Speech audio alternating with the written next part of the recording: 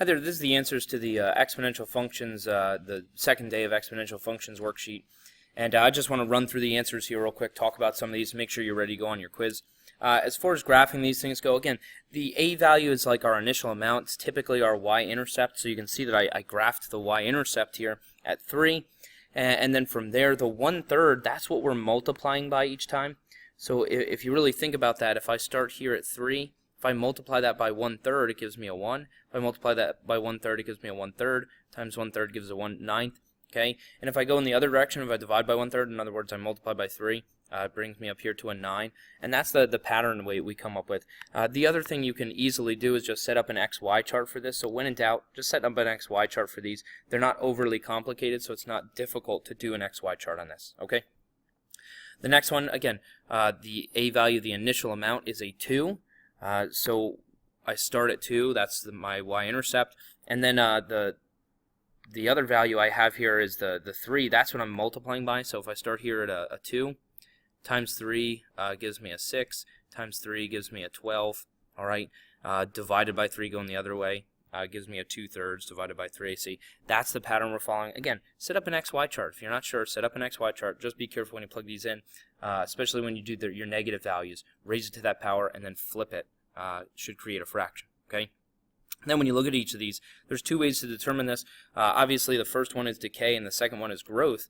And there's two ways to look at it. Either look at the equation. The b value is between 0 and 1, so that's decay. Or look at the graph. It decreases from left to right, so it's decay. All right. The next one is growth, and there's two reasons for that. The b value is greater than 1, and the function increases from left to right. All right. So those are the two reasons that one is growth, and that's how you identify growth. Growth increases from left to right. Decay decreases from left to right. And then look at the b values. For decay, the b value is between 0 and 1. For growth, it's greater than 1. And that's basically what these are asking us. Is it growth or decay? You could graph it, but that would be a waste of your time. So you just look at the b value here. The b value is 3/4. So here the b value is 3/4. So that's the b value is less than 1, or sorry, between 0 and 1. So it's decay.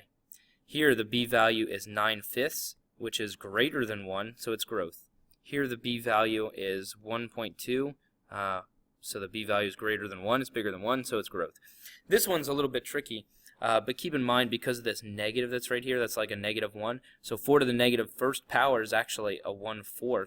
So what we have here is 2 times 1/4 to the x. That one is a little bit tricky, but you should understand how negative exponents affect things. They create fractions. So now what I see is that my b value is actually between 0 and 1. So this one is decay. All right. And for that reason, because I do 4 to the negative first power, it gives me the 1/4. So then I have 2 times 1/4 to the x. All right, so just be aware of what negative exponents do. Negative exponents create fractions. Okay. For these are like the ones we did yesterday. We got to get a common base. So here the common base is 2. So this one's already written the way it's supposed to be. All right, so I don't touch that thing. Sorry, that flipped back up. But this guy down here, the 32 to the 5th power is how I can rewrite that. So 32 is 2 to the 5th power. And so what I do is I rewrite them so I have the same base. Once I have the same base, I just set the exponents equal to each other. So the 2x plus 3 equals 5. And now from here, it's a linear equation. You undo order of operations, subtract the 3, divide by the 2. You end up with a 1. All right. And the next one, same thing. I look at each of these. You should recognize that the common base is a 3. So I'm looking for a smaller number that I can rewrite each of these as being raised to a power. Okay, so 27 is 3 to the 3rd power, 9 is 3 to the 2nd power, and just remember, when I raise something to a power, I multiply the exponent, so I do the 3 times the x minus 2, which gives me a 3x minus 6. Here I do the 2 times the x plus 4, which gives me a 2x plus 8. Now I have the same base, I set the exponents equal to one another, and now I solve the linear equation. Subtract the 2x to get the x's on one side, add the 6 to get everything else on the other side, and I end up with a 14. And that's it. All right, number 9, the common base is a 4. Again, we're looking for a smaller value, a value smaller than 16, a value smaller than 64, that I can rewrite that smaller value raised to a power and get those numbers, okay? So 16 is 4 squared, 64 is 4 to the 3rd. Again, when I raise it to a power, I multiply the exponents, so you get the 6x plus 18, and you get the 3x minus 1. Okay, so I'm multiplying those exponents. And now I've got a common base. I set the exponents equal to one another, and I solve. Subtract the 3x, get the x's on one side. Subtract the 18, get that on the other side. Now you divide each side, and you have x equals negative 19 over 3, which is a little bit ugly, but you can actually plug that in, and you'll find out that it does work. Okay? Remember with the fractions, just kind of ignore the fraction, look at the denominator. So in this one, I'm asking myself 5 to what power gives me a 5, and the answer is 5 to the first. So if I want 1 over 5, I just do 5 to the negative first instead. Okay, that's how negative exponents work, so just be aware of that. Make sure you're kind of ignoring this thing except for the denominator, and then if you want to create a fraction, just use a negative exponent. Alright, the 5 to the x minus 10 already has the right base, so now I've got common bases, set the exponents equal to each other. Again, make sure you multiply the exponents, so this negative 1 times the x plus 4. It's the negative x minus 4. Now I set the exponents equal to each other. Get the x's on the same side by adding that x gives me a 2x. And then finish solving, add the 10, divide by the 2, x equals 3. The next one, common base here is a 2. So 4 is the same thing as 2 squared. When you look at this guy, again, I'm identifying this because I'm just looking at the denominator. So I'm comparing 4 to 8. And so I've come up with a common base of 2.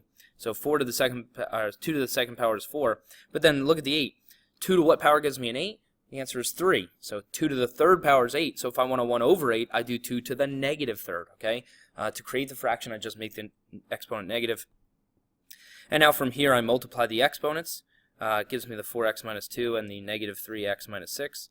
And then I just set the exponents equal to each other. Okay. Add the 3x, add the 2, divide by the 7, and there's your answer. Okay.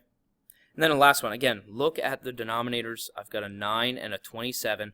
So the common base between 9 and 27 is 3. 9 is 3 to the second, so if I want 1 over 9, I do 3 to the negative second. 27 is 3 to the third power, so if I want 1 over 27, I do 3 to the negative third power. Okay, that's how we deal with fractions.